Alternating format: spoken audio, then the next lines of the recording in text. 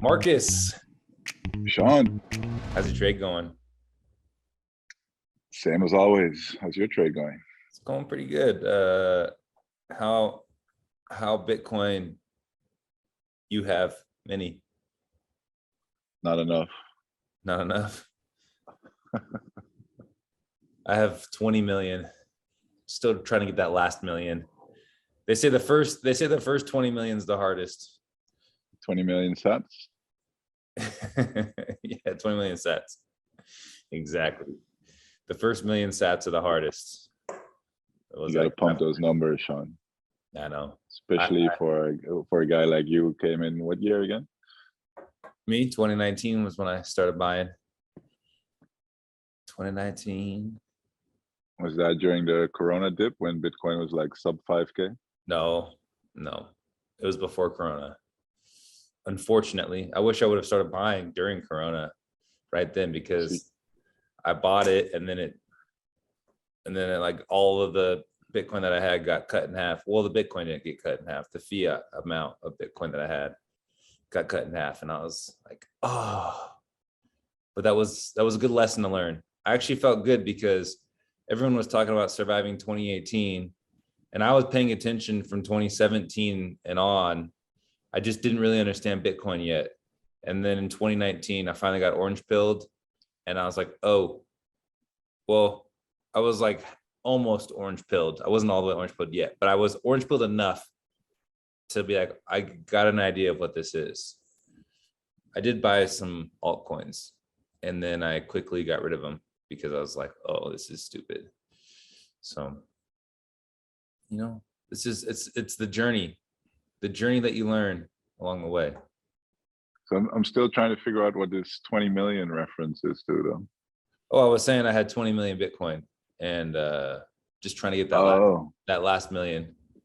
Right, but Satoshi's holding that last million, right? Yeah, it's tough. Yeah. It's tough to get them. I'm doing my best to get that last million from Satoshi. You got to call Greg Wright and make him move those coins. Yeah. I'm gonna toss Craig Wright a signing device real quick. Didn't he show up this week on like on another television show, even though he said he'd never do like another television show again? Yeah, I think it was some Australian news report. I'm not sure. Yeah, well, he had the court case in the UK with Peter McCormack like 2 weeks ago, where Craig Wright won. He won £1. Yeah. And what they say, I don't know the UK law that well, but from what I understand is that the judge realized that Craig Wright was lying. He had a lot of lies basically, and he didn't really have much of a case. But he knew that if he wouldn't award Craig Wright with the win, then Craig Wright could appeal and then just drag it out longer and longer against Peter McCormack and go up with another judge, and then so that was a strategy. So the judge just said, okay, you win and you're owed £1. So now he can't. So now Craig Wright, because he won, he can't appeal the court case. Wow. But he technically lost because he got £1 out of all of it. Yeah. So basically the judge screwed him. Good. That's what he deserves. And we're hoping for Hodlonaut. I think he's having a case coming up in the next few months as well. So, yeah, that's for sure. I think he has multiple cases, right? Both I think Craig Wright was trying to get him into the courts in the UK. Oh yeah, instead of in the Nordics. Yeah. It's one big disaster what that guy's doing. Yeah. Hopefully, I mean, we're all pulling for Hodlonaut. We all know Craig Wright's a fraud, so yeah. So well, everybody, welcome to Bitcoiner's Guide. This is where me and Plan Marcus chop it up a little bit. We talk about Bitcoin stuff. It's the show we wish we would have had when we first started learning about Bitcoin. So we made it for you, talking about Bitcoin, no altcoins, Bitcoin only in here, to time stamp and price stamp. Today is currently Monday, August 8th, 7:24 p.m. in Mountain Standard Time. And the price of Bitcoin is $23,000 and some change. So Bitcoin doing its thing. It's up about 2.5% in the last 24 hours. In the next 48 hours, by the way, I have a birthday, so it's coming up. I didn't realize that. Yeah, It's my yeah. I just celebrated a birthday today as well. So not my birthday though. Oh, Mine was like, mine was last week. So I guess we're both lions. yeah, Leo gang. Yeah, that's funny. RD is a lion as well. Yeah. So if you're looking to become a memer, make sure you're born in July or August. Guaranteed win. Yeah, a lot of the Meme Factory podcast, a lot of the Meme Factory has similar. Oh, the better ones. The better ones. Yeah. Yeah, the best ones. Best ones are Leos. I don't know if you So you got a birthday coming up. What are you gonna do? Are you gonna celebrate? Are you gonna spend some sets, or are you gonna stack some sets? I am getting ready for the halving in 2024. So I'm all focused on that right now. Getting everything ready. I head down to El Salvador in a couple weeks and just gonna enjoy my time until I go down. And then I got the next basketball season coming up, talking to a few different teams across the world. So just gonna take it easy. Yeah, exciting stuff. Yeah. So what was your biggest news this week? If you look at like Bitcoin, I mean it's a Bitcoin show, right? So let's keep it Bitcoin. Yeah, right.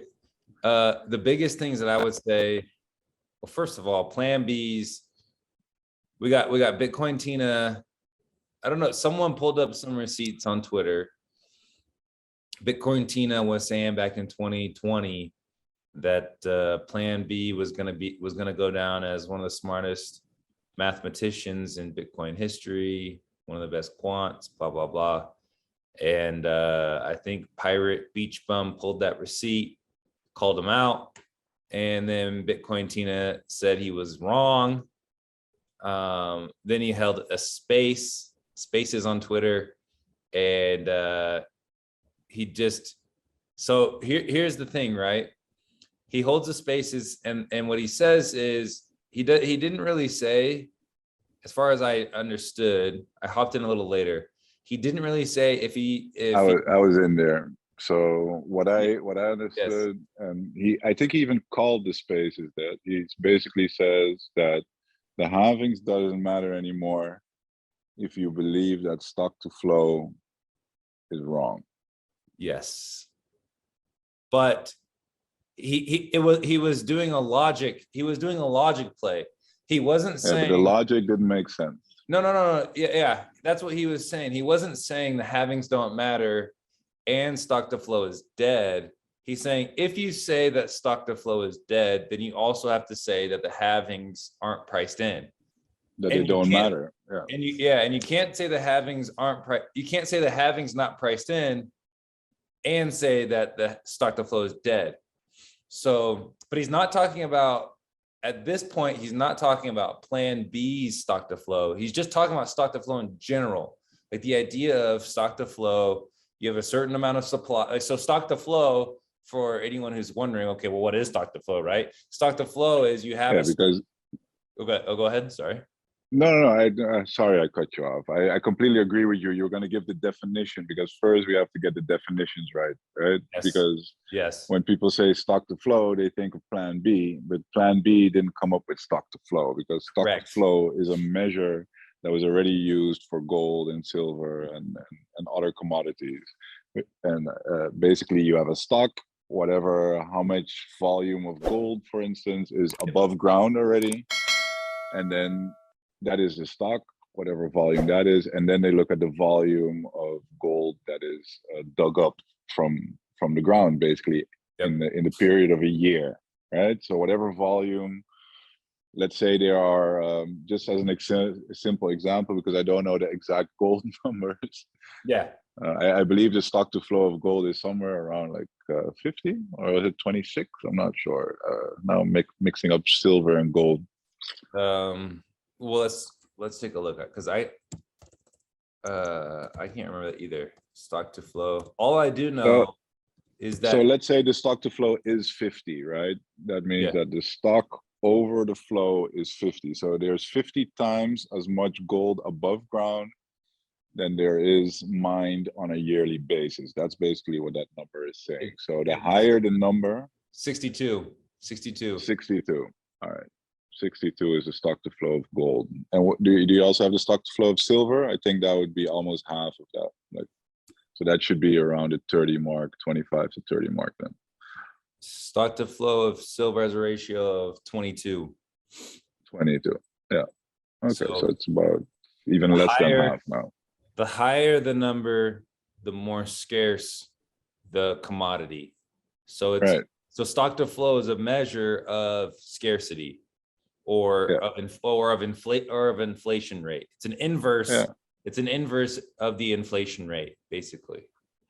Now you're just complicating things. What's an Well, inverse? I'm joking.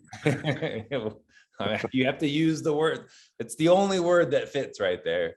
It's the inverse measurement of the inflation rate. All right, so that is stock to flow. So it's just a measure, right? So Yes. stock to flow, you cannot debate if stock to flow is right or wrong. It's just a measure. You know, it's like the same thing as,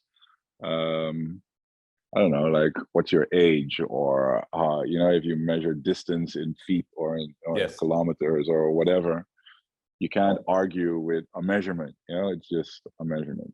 Yeah. However, what Plan B did with his stock to flow model, right, is that he said, I'm going to look at the stock to flow of gold, which Yes. is 60, you just mentioned, or 62. Yes. And I'm also going to look at the total market cap of gold, which is 12 trillion US dollars, if I'm not mistaken, or around that number. Around there, yes.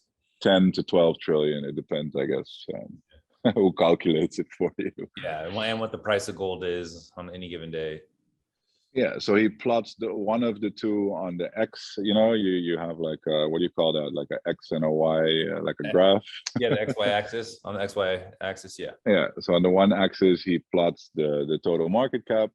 I think that he put that on the Y axis, and then he puts the stock to flow on the X axis, right? And then he would look at silver and he'd plot that. So silver has roughly half or a third of gold's stock to flow, but the market cap of silver is also roughly half of gold's, if I'm not mistaken, or probably also roughly a third of gold. So he plots that in that same YX graph as well. And then he puts some other commodities in there, because most commodities actually have a stock to flow ratio that is lower than 1 or is around 1. So there's only silver's market cap, just to clear it up if anyone was wondering, so I'm guessing 4 trillion. No, it's actually a lot less. It's 1.15 trillion right now is what it's looking like. So maybe actually this might be older. So it's probably 1 to 2 trillion silver's gold or silver's market cap. So about 10 times less than gold's.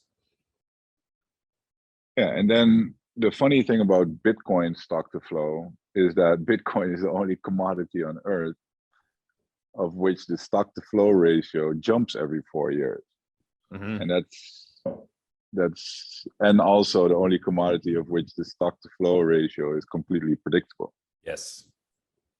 Because the Bitcoin issuance supply, due to the difficulty adjustment, we all know pretty accurately, you know, what the inflation will be at any point in time and how many coins there will be roughly at any point in time. So we're complicating things a lot, especially since we're not screen sharing. But anyway, so you can plot Bitcoins, you know, like stock to flow ratios, past stock to flow ratios, because Bitcoin stock to flow is like doubling every 4 years because the supply gets cut in half. And basically the stock is growing a little bit, but not that much anymore. But the flow is basically halving every 4 years.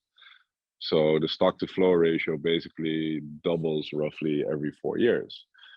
And we can, since we already had 2 or 3 halvings in the past, you can now look for those periods. What was the average market cap of Bitcoin during those phases? And when he plotted those, so then you had those 3 Bitcoin points in the graph and silver and gold. And Plan B said, look, this looks like a linear line. They all seem to be on this linear line. So now I can project that outwards, to the next stock to flow ratio of Bitcoin. And then I can predict that, Bitcoin is going to be roughly the same stock to flow ratio as gold. So Bitcoin should go to roughly the market cap of gold, which is around 10 trillion. And that's how he came to, Bitcoin's price model. Yeah. So exactly. So then, and for everyone listening in, Bitcoin stock to flow actually gets higher than gold's stock to flow, or it gets harder than gold in the next halving in 2024. So that's kind of what Plan B's, he would take like a 4-year period, the 4-year epic, and he would say the average price should be this. And then in the next 4-year epic, it should be about the average price throughout those 4 years should be about the price of gold's market cap. But the thing is, so with going back to Tina, right? Well, just going back to Bitcoiners in general, he was the first Bitcoiner to really he's the first Bitcoiner to make a price prediction based off of stock to flow. Safety wrote about stock to flow in the Bitcoin standard, but he didn't really give a price prediction and didn't put it in a graph and make it all pretty like Plan B did. So the problem with Plan B though is that, and you kind of see it playing out now, is that we know that the stock to flow is going to double each epoch, right? As you call it, every 4 years, which we call like a cycle or epoch or whatever. Yeah. So that is just that's just 100% predictable. We know what the stock to flow is going to be. That's not, nobody's debating that the stock to flow is going to go up forever. Yeah. I mean, we're gonna see Bitcoin with a higher stock to flow than any commodity we've ever seen on Earth, right? Right now it's still lower than gold, but it's gonna surpass gold. So it's gonna be very interesting to see what that actually does, but nobody really knows. But to say that when Bitcoin has the same stock to flow as gold, even though gold has been around for a very, very long time, so it's been monetized for a very, very long time. So to say it will just reach gold's market cap in the minute it, the stock to flow turns in, or like 12 months or 18 months after, that's always been something that you'll be like, okay, is that going to happen? Is that really going to happen? But to say you can, add the price to it, I mean, I honestly think that the halvings will always matter because, it becomes more scarce. The supply gets cut in half. Obviously, you got to take into account the demand side of Bitcoin as well, which stock to flow doesn't take into account. Yes. And you can, and what Plan B did is that he made his stock to flow model, and then a year later he tweaked it. He came with his stock to flow X, and all of a sudden it was like more bullish, and the prices, each jump, every step function, each epoch, the prices were even higher than the previous model. So even Plan B, all he really says, like, okay, stock to flow, so the halvings matter, and that means Bitcoin is going to jump to a new price level.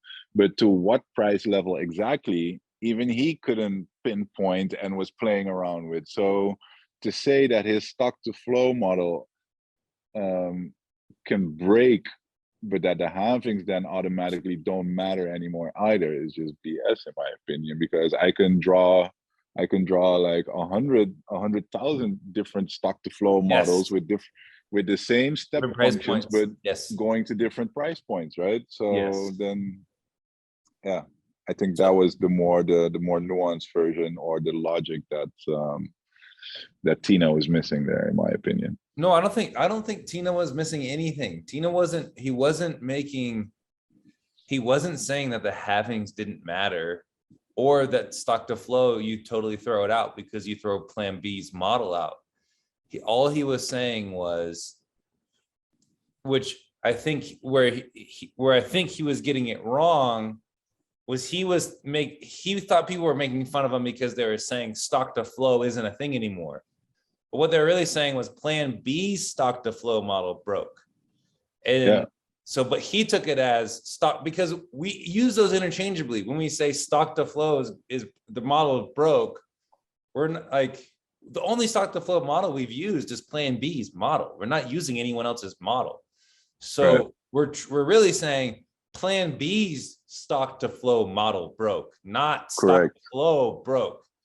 And so, but that's how Tina took it, was that people were saying stock to flow in general broke. So his argument was purely a logical play, was, well, if stock to flow in general does not, if that broke, then the halvings are always priced in. The halvings don't matter anymore. And if you listen, and like Corey Clipston, for instance, I think he will argue that halvings do matter, and I think everybody believes that halvings matter. I mean, Satoshi obviously believes halvings matter. He programmed them in. But to be able to try to predict price, you cannot leave out the demand side of things. So it's just one of many variables impacting price, and definitely not the only one. And I think even Corey Clipston, and I don't want to put words in his mouth, but I've never heard him say stock to flow isn't a thing.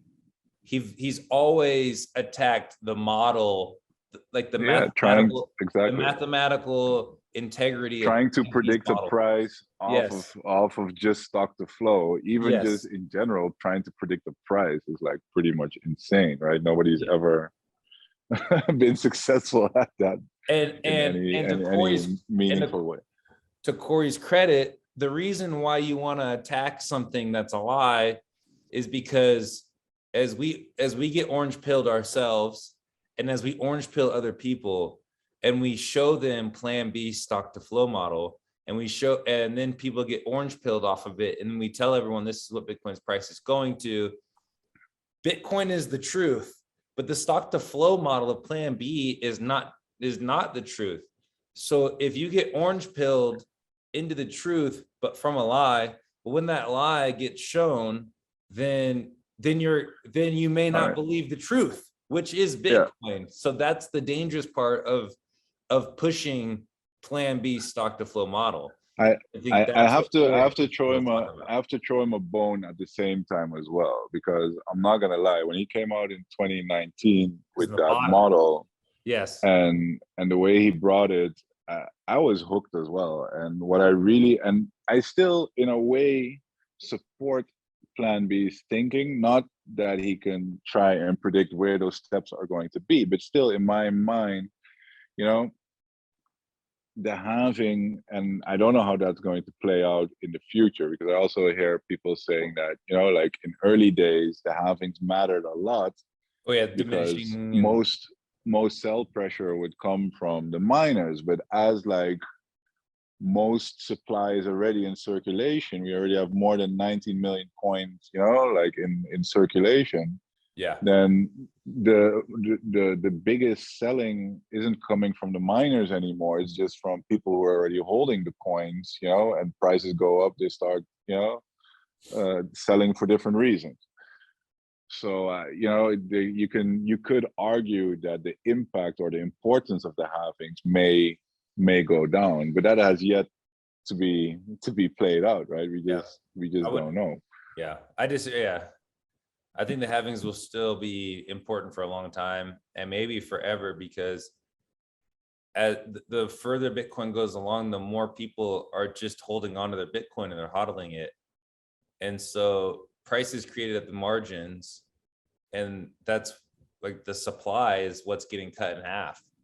So when it's just a supply shock every 4 years, because the supply that's out there, it's being hodled most of the time, right? I guess you have your traders, and maybe you have people as Bitcoin gets further and further along, there's more and more people that aren't going back into fiat, that they're just using Bitcoin they're transacting in Bitcoin, they're living in like a circular Bitcoin economy.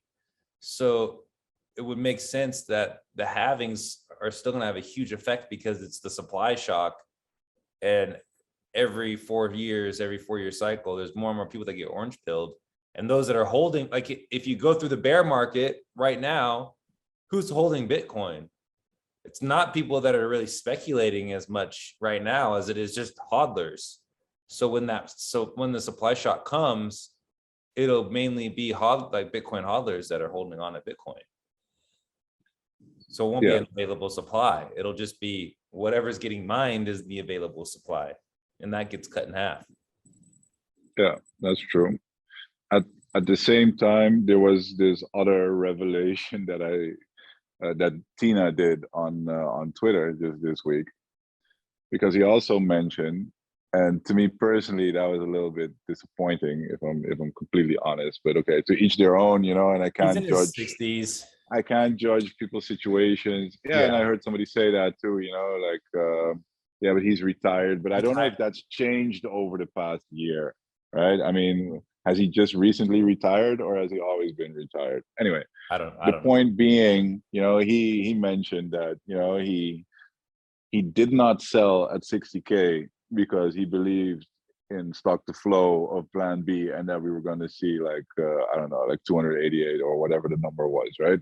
Yes, we were going to go stock to flow X was pointing to 280 something thousand. I mean, early 2021 was pointing to that. Yeah, so he said he was all in. You know, he didn't sell at 60K. However, right now he's saying, so he was saying he was 100% long or 100% all in, but he said, but not anymore because I'm too old to deal with that volatility. So that's even worse in my opinion. So he wrote it down and then sold, right? Like that doesn't make sense to me. And especially, and then people are commenting on him like, I hope you recognize a hopium dealer next time. Yeah. But in all honesty, and look, I'm gonna put myself, I'm a hopium dealer too on Twitter, right? I love to bring the bullish takes. And my memes are often like hopium memes as well. And I don't care if you don't like it, then you know, whatever. People seem to like it.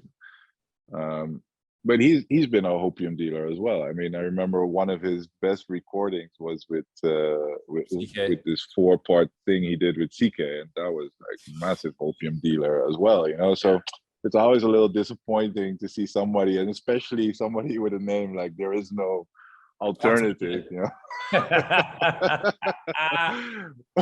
Who's then, you know, at the bottom of the bear market saying, oh, I'm no longer all in, you know. That seems to be like I guess the most noobish thing to do, right? Like, okay, you got scared, you got weak hands, and you got chicken out. And again, Tina, I love the guy, you know, I'm not here to bash him, but it's typical Bitcoin bear market stuff, you know. And to come back to your original point, Sean, is like, who's selling right now? Even OGs are selling right now, right? Because I don't know when Tina started buying, but imagine you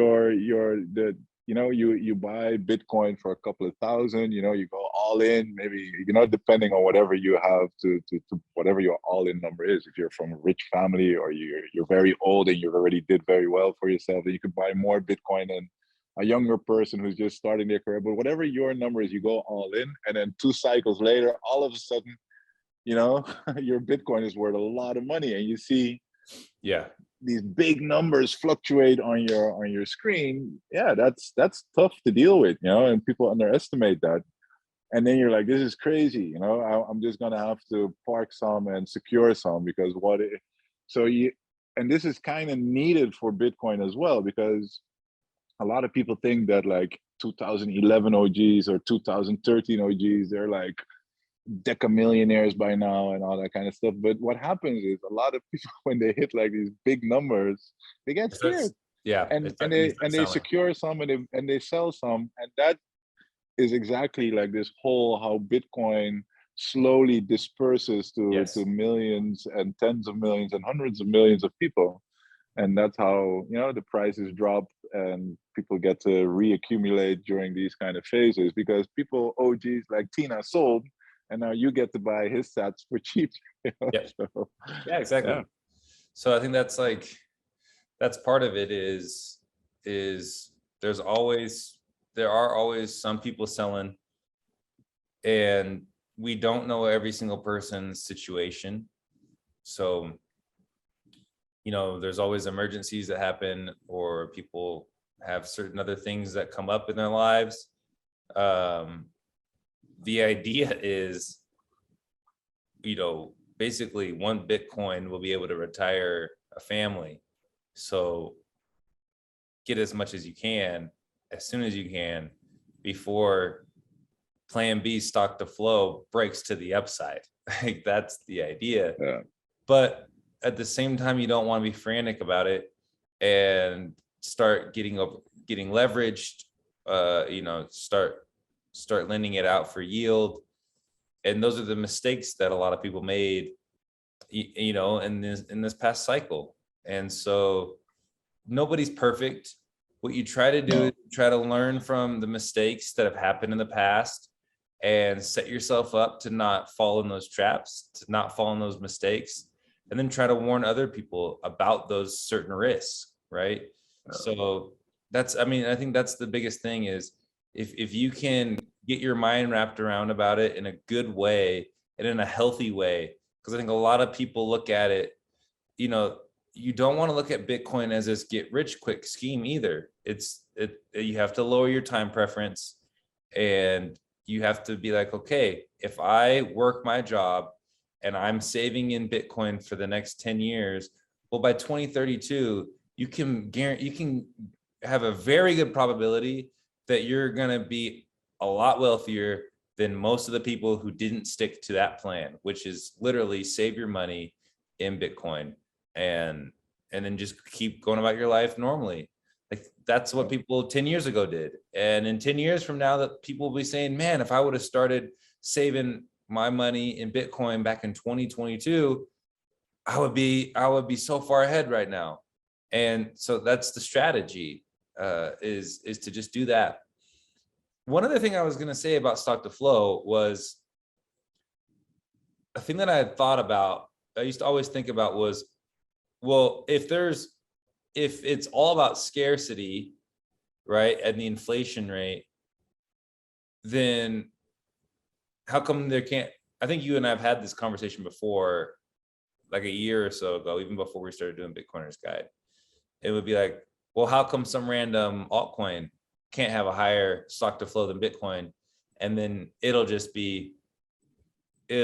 have a higher price than Bitcoin, just because of its stock to flow is going to be higher. What are your thoughts on that? I think there was a coin like that already. I think, I'm not mistaken, there was a shit coin called YFI. I think it's still around actually. And they programmed their shitcoin to just have an even smaller amount of coins, so less than 21 million. Yeah. And I'm not sure what their issuance schedule is or whatever, but it actually went up in price like over in the tens of thousands of dollars higher than Bitcoin's price at a certain point. So But its market cap wasn't higher than Bitcoin, was it? no, definitely not. I was going to say that's never happened. No, but you could argue, right, that I could make or that like a painting has the highest stock to flow, like a Rembrandt, or Yes. one of the old masters has a higher stock to flow than Bitcoin. But then those don't really act as, those act as a store of wealth, but they don't have the monetary properties that Bitcoin have as well. Right, and that's what we said just now. It's like stock to flow is important, scarcity is very important, but it's not the only variable at play. I mean, piece of the puzzle. There is such a thing as demand, how many people want to buy it, but also other aspects of like network effects. Yes. I hate the word, but use cases, a trust. Yeah.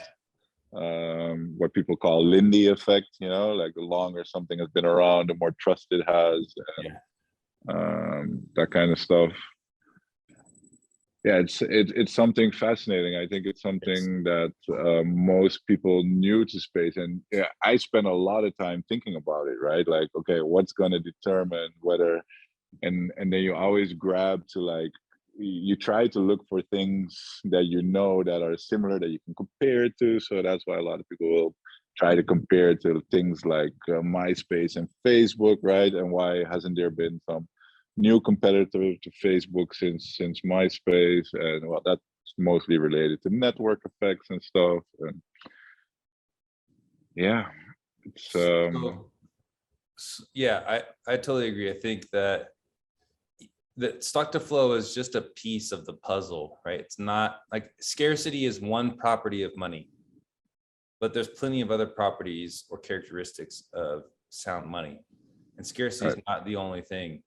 So I think that's what people have to realize too, is just because there's a stock to flow that's extremely high and is going to infinity does not mean that, like, that doesn't mean you can just create any old altcoin and or any one of one painting, and all of a sudden it's going to have more value than all the gold in the world.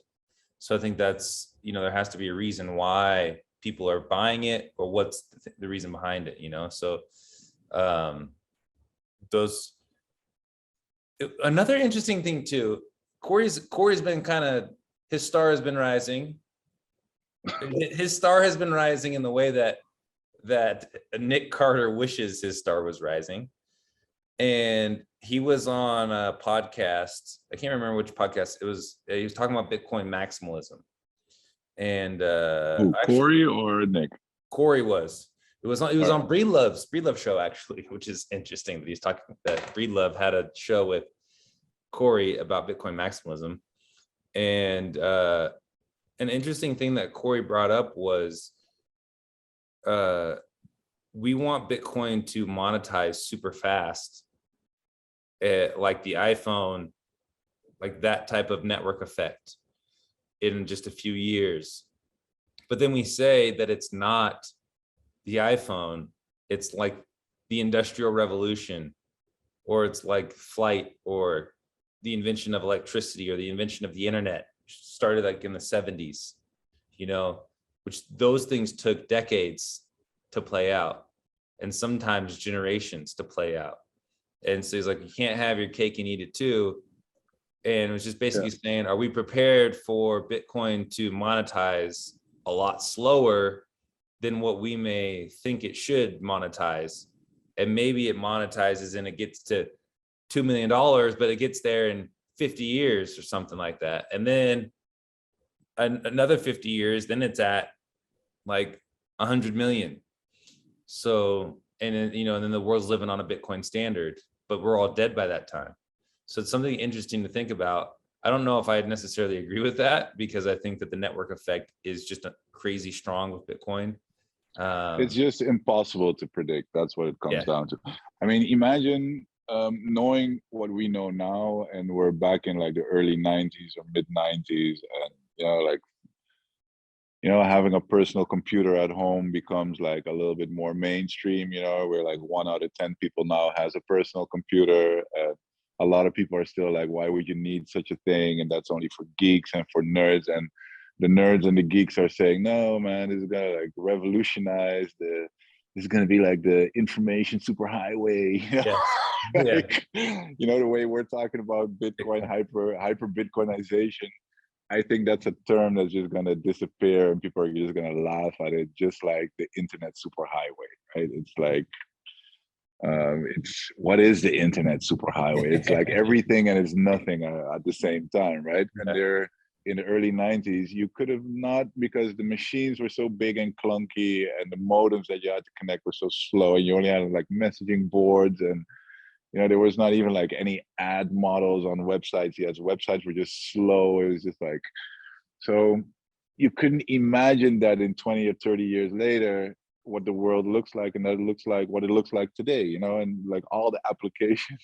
So trying to imagine what Bitcoin and dare I say crypto will do for the future of the world, it's pretty hard to predict. pretty much impossible, I think. Yeah. Yeah. Yeah, It's hard to tell. And I think a lot of it will be just based off of how bad does it get with fiat? How quickly does fiat go south? How bad does the dollar get? How bad does yeah. inflation get?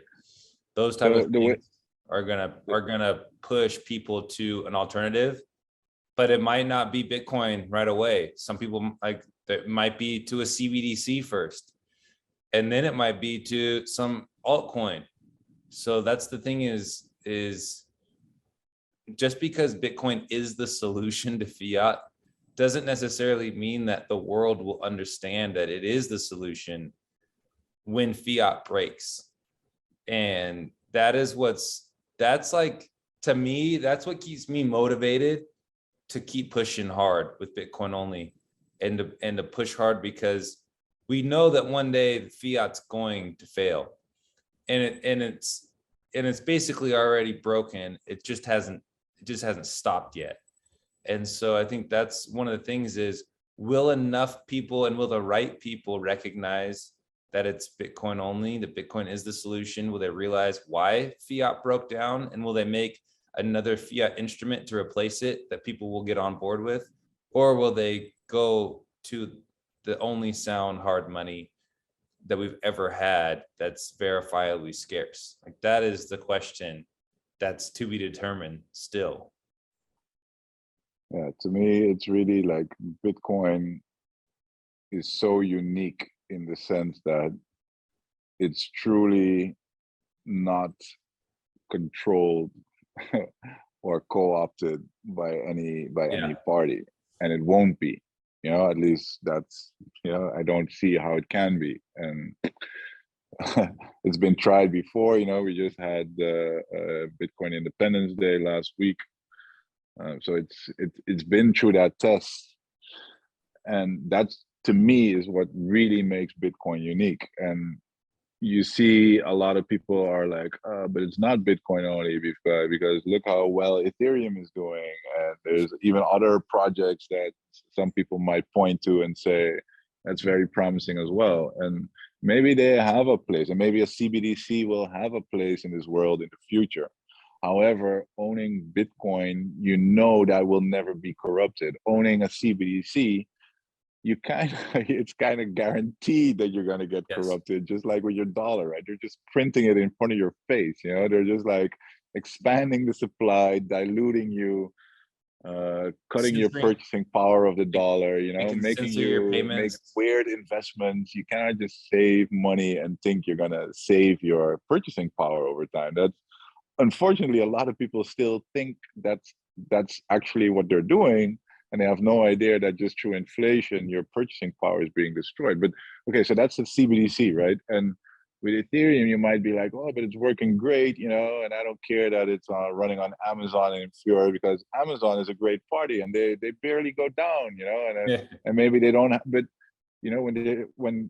when the rubber hits the road, or when push comes to shove, or when something really, when the heat really heats up, when it really comes down to it, the United States government can just shut it down, pure and simple. That's what it comes down to. And you could argue, yeah, but the Or odds the of that are merge. so small and The stuff, merge right?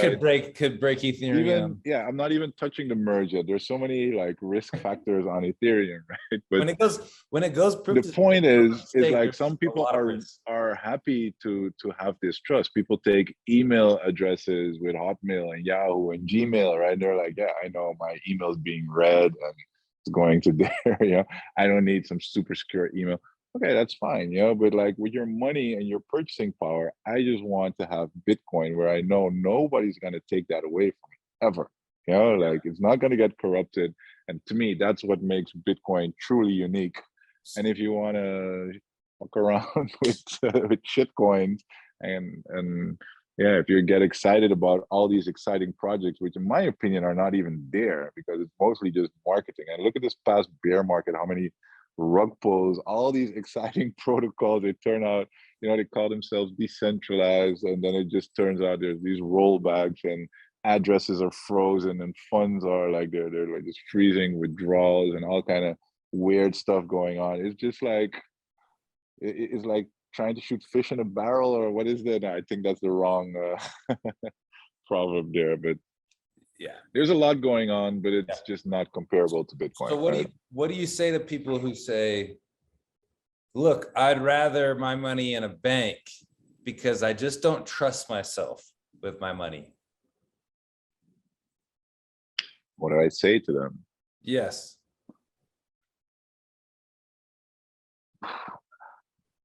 I don't know. So this comes down to the fact that people have to they have to take back their own responsibility, right? I Yeah. mean, if you don't trust yourself, but you do trust somebody else, I mean, why don't you trust yourself? You know, and why do you trust somebody else?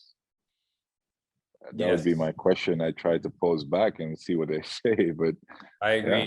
I think What are your thoughts?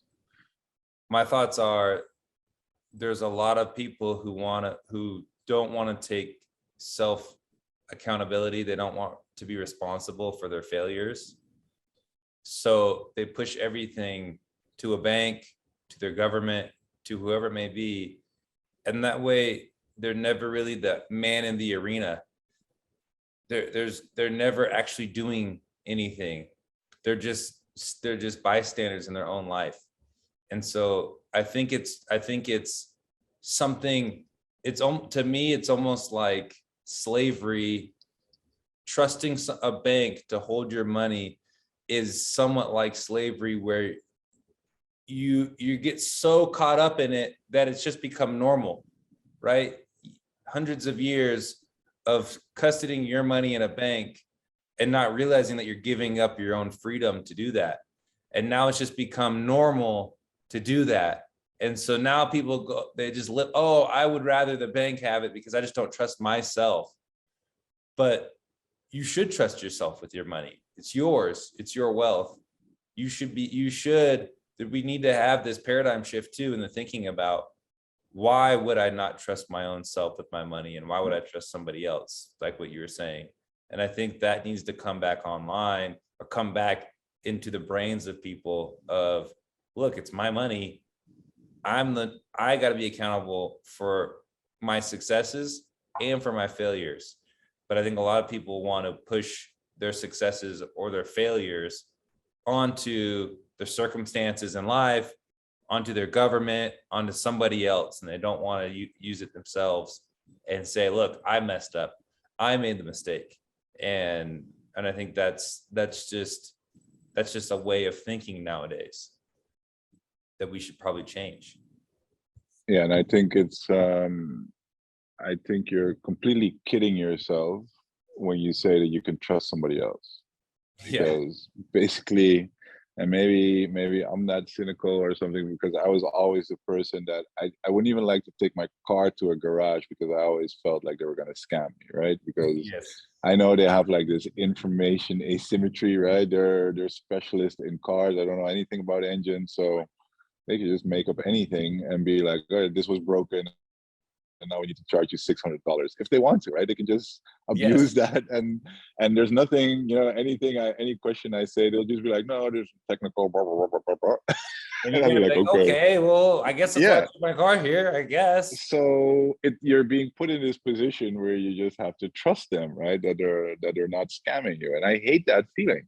Yes. And time again in history, in each and every sector, not just in like the automobile business or garages, basically everywhere, Yep. people get scammed all the time All the because people are greedy. It's just human nature. If they see an easy way by cheating to make a quick buck, there's always some percentage of people that will do it. So if you trust people, you always have the odds that you're about to get scammed. So that's what happens when you trust people. And don't say, yeah, but not the banks. Yes, especially the banks, because do some research They're the and you'll biggest find the most scammers. horrendous scams with banks, and not to mention central banking, because that's the biggest scam in our lifetimes, I've come to learn. But let's not go there. But yeah, so if you're trusting somebody else not to scam you, you're completely kidding yourself, and you will get scammed in the end. You will get cheated.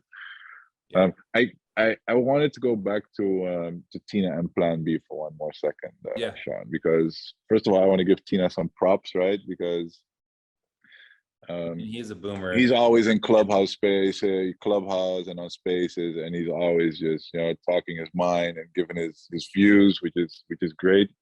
Yeah. And he also, like the fact that he even admits, like he's no longer 100% all in, like I gotta like commend him for that as well, because I rather that than him maintaining that he is all in while he's not, and just dealing hopium and posing on Twitter and in spaces, right? So he's being real, he's being honest about it. I can appreciate that. And yeah, just like for people watching, and for me, when I came in, like in 2017, and when Tina recorded that, I thought it was in 2017, but apparently it was like late 2018, early 2019. I I was think it like, was, okay, these guys, I these remember. guys have been around for a while, they've studied it, and you put them like at a higher level, and you think like, okay, what they're saying makes a lot of sense. But remember, like everybody is just analyzing this and readjusting their analysis all the time. As Bitcoin does its thing, we're all changing our views and adapting to the new reality. And We're all nobody human. really knows, right? We're Bitcoin all is so human. new, it's still an experiment in many ways. So nobody really knows. So when listening to us, when listening to Plan B, when listening to Tina, always, like just realize they're probably wrong, and I'm probably wrong, and you're probably wrong, Sean, right? So We've just, all been wrong. If you are gonna yeah, make, if you're gonna make like statements and you're gonna say, I think this is gonna happen or that, every single Bitcoiner on Bitcoin Twitter or in the world has been wrong at one point or another. That doesn't mean that we're all wrong about Bitcoin's long-term trajectory, but and we're all emotional as well. yes, and we We all have weaknesses. we have fear and greed. And we're all human. Yes. So Yeah. we've all made mistakes along the way. But just because you make a mistake doesn't mean that your whole life is a failure or that you failed. It just like, okay, learn from that. Like just learn from that mistake and try to upgrade your knowledge from where you were. And if you learn from that, then you'll be fine. And there's still plenty. I mean, look at Bitcoin's price, it's 23,000. There's so much time to accumulate Bitcoin still. Like you could accumulate one Bitcoin with an average job right now, and so All right. maybe That's not, depending, not if maybe not, you're living in South Africa. depending on what country you live in, but if you're listening to this, more than It likely, also for people in the States or in Europe, if you're like a young 20-year-old, it's not very easy to accumulate 20,000 or $25,000. I mean, depending on how long it stays at this price for, you never know, right? So that's, That's yeah, true.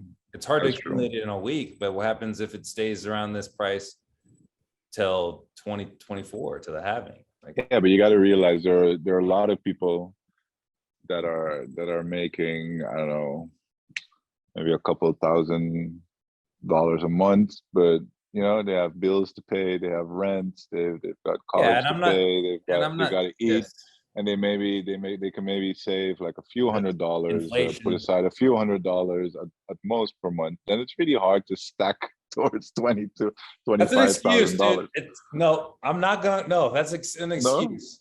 All right. Well, If you that's have some valuable conviction, advice, Sean. Like, let them know, like, how can they stack a full Bitcoin? If you're like a 22-year-old, if you you're have still in conviction, college, right? Like, this is the what time. can they do? This is the time to do it. If you have conviction, you got like go out and bust your balls and try to go get another job and get some extra income and like just do what you got. Like this is what people were doing in 2018. This is what I was doing in 2019. When Bitcoin was sitting like at 10,000 basically the whole time, and I'm like, dude, this thing's going through the roof. And 2019, 2020, right? This is what I'm still doing. So I think like, how do you got to think about, okay, if I work hard now, then it'll pay off in the future. That's what low time preference is. But if you're just like, no, I'm just gonna live my life normal. I know that there's this best money that's ever existed. It's getting monetized, but I don't really care. Well, then that's the reward that you get, right? But if you push hard, you try hard, you try to think outside the box, you're creative, maybe you create your own business, you do something, you take a risk, like, and obviously this is all on you, whoever's listening. This is what you got to figure out in your own life. I can't tell you, we can't tell you what to do, but I'm just saying this is not the time to just sit back and relax and chill. Like maybe when it was at when we're sitting at the all-time highs, but when you're sitting in a bear market, this is when you got to accumulate. Like, this is the time to do it right now. What are you waiting for? Yeah. Like, And this then is a lot of the people, time. will say, well, that's why I don't go into Bitcoin anymore, because I missed that. And, I'm just going to take my $500 or $1,000 and I'm going to put it in shitcoin XYZ, because that one can still pump 1,000%. Yeah. Well, they're wrong. And because they're trying to hit a lottery, and you're not going to hit a lottery ticket doing that. What you got to think about is get good at your job, get a promotion, make more money, store that money up, put it into Bitcoin, get better at your job again, get a promotion, store that money up, put it in Bitcoin, go broke again, keep getting better, keep getting more money, store it up, put it into Bitcoin again, go broke again. Just like repeat that cycle. And obviously, if you're 65 years old or however old Tina is, you're not going to live like that because you've already done all that stuff for 40 years, probably, Yeah. So I get it. But if you're in your 20s and you're single, or maybe you're married, you don't have any kids, or maybe you do have kids and you're just like, look, this is my shot. This is my chance. Like, then get the conviction you need. Like that is essentially how you make money in anything, whether before Bitcoin or now that we have Bitcoin. Like, you needed to do that thing where you work hard at your job, you get a promotion, you get more money, whatever you're doing, then you find some vehicle to put your money into that's going to do better than the dollar, because the dollar constantly inflates. And then you just repeat that cycle. You go broke again. So then that gets you hungry to work hard again. And then you go out and you do the same thing over and over again. So, I mean, that's, to me, like this is the time to really push hard and try to make things work. And maybe you don't do it. Maybe you fail at it, but at least you tried to do it, right? Like, the worst thing you could do is sit back and be scared and have anxiety and be like, well, this is just really hard to do, and I'm just not sure I'm ready for that. But if you're like, look, this is what I want to do, I'm going to go after it and let the chips fall where they may. Well, at least you tried. That's the whole point of life. Like, you just out here trying to make memories. One day we're all going to die. So try to make things work while you can. And if you're an OG Bitcoiner and you already got 2,000 Bitcoin, then maybe you're not doing that, or you got 10 Bitcoin or 15 or 20, and you're like, look, I'm good, I'm set. Then maybe you're not doing that. But if you're sitting here like, look, I just got orange pilled, then maybe you treat it a little bit differently. So it just depends. Everyone's situation is different. Yeah, what I really like about Bitcoin is that if you don't have any now, or say we had this tragic boat accident and we lost all our Bitcoin, right? Mm-hmm. I would 100% come right back to Bitcoin, because, all right, fundamentally, which is underpinning this, is that I truly believe that Bitcoin is never going to go away again. I mean, even if like demand falls so far, there's always going to be people that are still going to run a node and going to try to mine the next block, etc. So it's going to keep going. So that 21 million is going to stay there. There's only going to be 21 million coins ever. Way less than that if you consider all the lost coins and stuff like that. So that is so contradictory to our current financial system, where the money supply is just ever expanding and ever expanding. Like the 700 billion bill that was signed this year. If you put that, against like the 800 billion rescue package back in 2008, during the Lehman crisis, they got bailed out with 800 billion. So the numbers just like get bigger and bigger every 10 years. Like the Yes. total money supply, like what used to cost 10 cents, 20 years later cost $1. 20 years later cost $10, so 20 years from now is going to cost $100. So if you don't take that into account for your pension, then you know that whatever money you have now is just going to be worthless in the future. Yeah. And that's why people are so fiat minded in, okay, I got to spend it now and I'm not going to save because, saving doesn't make sense. I just got to focus on Yeah. earning bigger money and that kind of stuff. The beautiful thing with Bitcoin is that because it just stays at that 21 million, and as it's going to be around forever, that what you're holding is always going to be that part of 21 million. And with more and more people using it, and with the numbers in the real economy just growing, yeah, you're never going to get diluted. And that is something most people just cannot like imagine or picture what that means. But that actually means that if you save in Bitcoin, now you can actually go back to that sixth wonder of seventh wonder in the world. What the guy from Omaha, what's his name again? Sorry, Buffett always talks about, compounding and compounding interest. And whatnot. It's just, yeah, whatever time you spend today and you store it in Bitcoin. Yeah. So whatever you earn, you store it in Bitcoin. Whatever you earn for your time, you put it in Bitcoin. It stays in there forever. You have this percentage of that 21 million that nobody can take away from you. You can spend it later if you want. And that is just, yeah, a long-term play. So it's not a get rich quick scheme at all. If you're looking to make like 100x or 10x in like the next 2 years, you shouldn't buy Bitcoin, frankly, because it's not about getting rich quick, but it's about getting that peace of mind that, like, hey, I want to store my time, which I've spent working hard, I want to store it in the safest place where nobody's going to take it away from me. That's what Bitcoin really is. Yeah. And in an ever expanding fiat system, it's the numbers are going to get crazy. And especially in this phase where, even though BlackRock is now announced that they're gonna, offer their richest clients to get in through Coinbase. I mean, that deal has just been announced. I mean, it's obviously still needs to play out and stuff. We're still that freaking early. It's like if you ask around you, wherever you are, whether you're in the Netherlands or here in the Caribbean or by you in the States or, in El Salvador.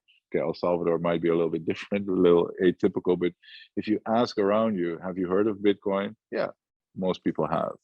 But if you ask two more questions, like, do you know what a halving is? Yeah. Or do you know what a wallet is? And no, they have no idea.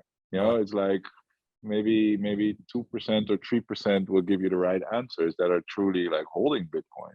But that's how early we still are. So not only are you owning like this scarce asset, which will always be that scarce through time, it gets even scarcer. But you're also still benefiting from what's still to come and all the adoption that still has to come. So yeah. Yes. How can you not love it? It's I still have to like feel like I have to pinch myself. Yes. Like, is this real? It's real. Are we really that lucky to be alive now? We are lucky that we've been able to get exposed to this. We're at a healthy age to earn money and to put it into Bitcoin. So, but not any luckier So than anyone else. Does Plan B deserve the treatment he's been getting lately? Yes, 100%. 100% he deserves the treatment. He shilled a reference link that said you can earn 100x on your Bitcoin trading with his trades.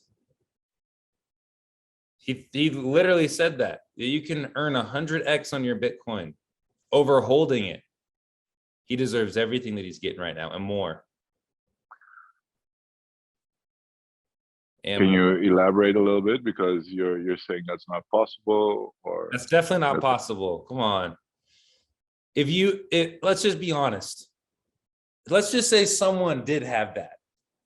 They had a way to trade Bitcoin and they could make 100x on their Bitcoin. Why would they give that to anybody? Why would you not just keep it to yourself?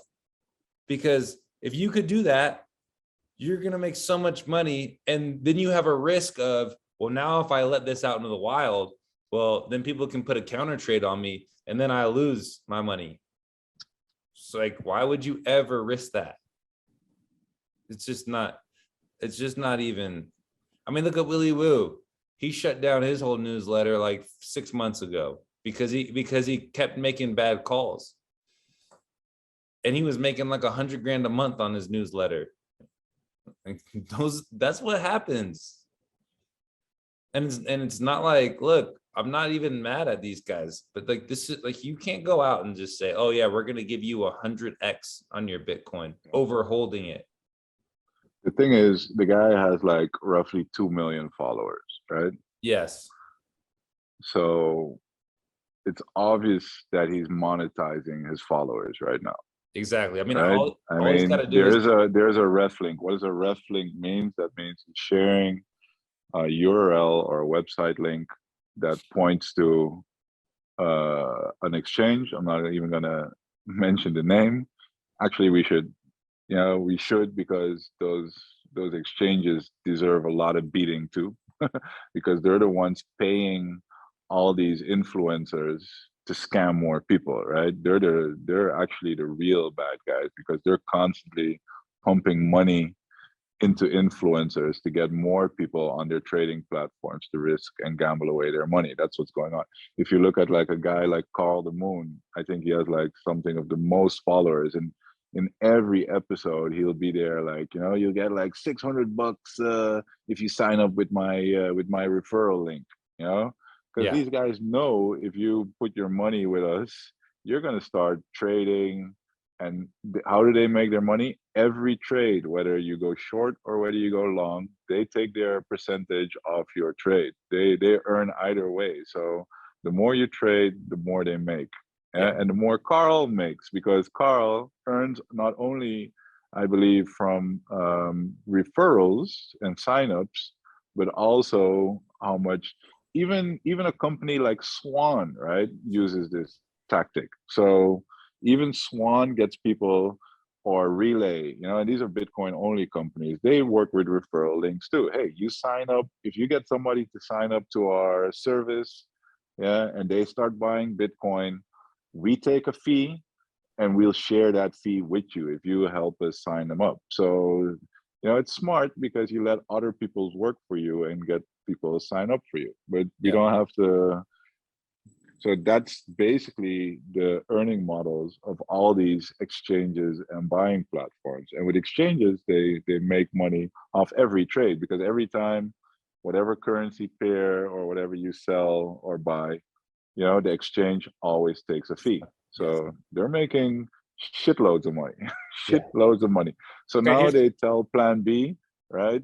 All right, Plan B, you've got 2 million followers, or nearly 2 million followers. Start shilling the hell out of this, and we pay you big bucks. So Plan B is making big bucks by shilling this reference links and getting you to put some of your hard-earned cash and to get you to start trading. Right?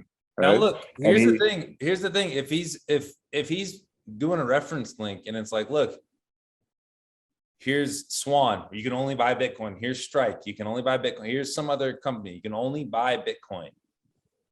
I'm okay with that, right? But when it's like, when he's trying to get you to start trading and you're an inexperienced trader, or he's trying to get you to get in some platform that's probably shilling altcoins, that's just like, that's where I draw the line, right? Because and his model just came out, right? So he just released it like today, I believe. I read it just quickly before the show came out, because I saw that he published it, and I, like, I'm definitely not going to follow his reference link, and I'm definitely not going to start trading. The short stories is actually a quite short paper that he wrote. It's like 8 pages long. The first 4 pages, I believe, are just like an introductory about, like what is data, what is information, what are statistics, and some general statistic stuff. It's really like even like way below his level. Yeah, if if I'm completely honest, my take on it, my guess, and again, You got I'm wrecked. completely guessing. You got Yeah, wrecked. this is all my disclaimers. I don't give financial advice either, and I don't have any inside information. I'm guessing of what's going on here, but it seems pretty clear. Yeah, that the guy believed in his own model. He Yeah. lost a lot of money when the price dropped. He quit his job. Yeah, so and he was expecting definitely at least 100K plus Yeah. before he was going to take some chips off the table. Now we're back down at 20.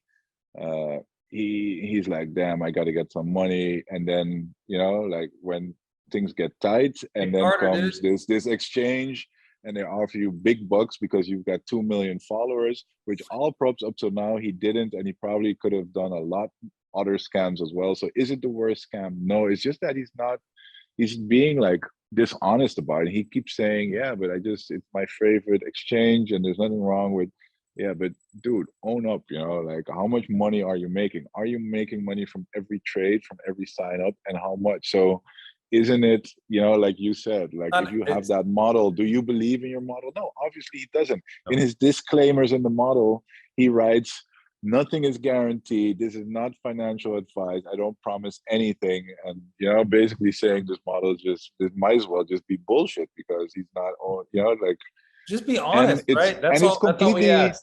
Just be And honest. even if you want to dig into the model just looks back at like the past 3 cycles and be like, okay, if you would have bought, when the RSI was really high, or I mean, Yeah. if you would have sold when the RSI was really high, and you would have bought when the RSI was really low. I mean, come on, man. Everybody's been looking at the RSI. Simple That's math. no advanced No. quantitative blah de blah. Mere multiple. And he'll be like, yeah, but I can back test it. Yeah, but you think you're gonna get wrecked if you're going to apply this for the next 2 cycles because Yeah. you're going to look different than now. And Did you know? especially if 2 million people are all going to be waiting for the RSI to reach there to sell, and Yeah. people are just going to sell earlier, and your whole model that works perfectly fine if you backtest it now is just going to be completely useless looking forward. So anybody doing that, and even though he said it's only 10% that I put into gambling because that's my what do you say, that's my guilty pleasure, be aware that that model is probably going to get broken because by now everybody, even if he didn't publish this paper, everybody was already looking at the RSI. So that's why I'm saying it's like completely below his level as well. It's just like, okay, so he talks about, I make all these bespoke models with on-chain data, and ultimately he comes with like this shitty 8-page paper that basically says, okay, you got to buy when the RSI is below whatever low number it is, and you got to sell when it's high number. And this is my amazing model. Follow my trades. And the first 4 pages were just like some general statistics Yeah. for kids 101 paper. Dude, like I'm 100% sure that his exchange just told him, look, you got to come out with a new model. You're going to create like the same hype as you did with the stock to flow models. And this time, we're going to get a link to our exchange. And it's just like this whole package deal Yeah. he he signed up with the exchange. Yeah. And if you Did you, follow this, did you, then did I you know feel that? sorry for you. Did you know that? So I was listening to this podcast from 2020 a couple weeks ago with Preston Fish, and he said that he helped Trace Mayer create the Mayer multiple, which I did not know. So that's interesting. It got me thinking about that. Did Plan B say that he helped Trace Mayer? No, Preston Pish said that Oh, Preston Fish. Preston Oh, Pish himself helped Trace Mayer. Him and really? Trace Mayer made the Mayer multiple together. Oh, that's interesting. Yeah, I didn't know that. I didn't know that either. I was like, That's what? new for me. Yeah. And that was a podcast from back in 2020 that I was listening to randomly. But it has me thinking because Corey Clipston was going to go on Preston's podcast like a year ago, and Corey started bashing Plan B, but at that time Plan B was really tight with Preston, right? That he would come on periodically. I think they're still tight. Yeah, I don't know. I'm not sure Preston is gonna invite him back on that quickly. Yeah, but it gets me wondering because they got in that spout. Remember that? And then he didn't let Corey. Then it ended up not recording the podcast. So yeah, do you remember that? You know? Yeah, I remember. And also, I wonder if Corey will come back on. I hope that they clean it up, they get together, and Corey comes on the Preston's podcast. That would be awesome. Yeah, that would be awesome. Yeah, because Preston invited Plan B on, but not Corey. And a shout out to Stackosaurus. He's not sparing anybody, because he just posted today. He's like, yeah, don't forget that safety was been yes, yeah, you know, like he's been. Yeah, so I don't know if Safety, I don't know if Safety's changed his position, but you know, like, just goes to show that we're all, everyone's been wrong. Everyone has been wrong. Exactly. Okay, well, interesting times, man. I think that does it for today. What'd you say?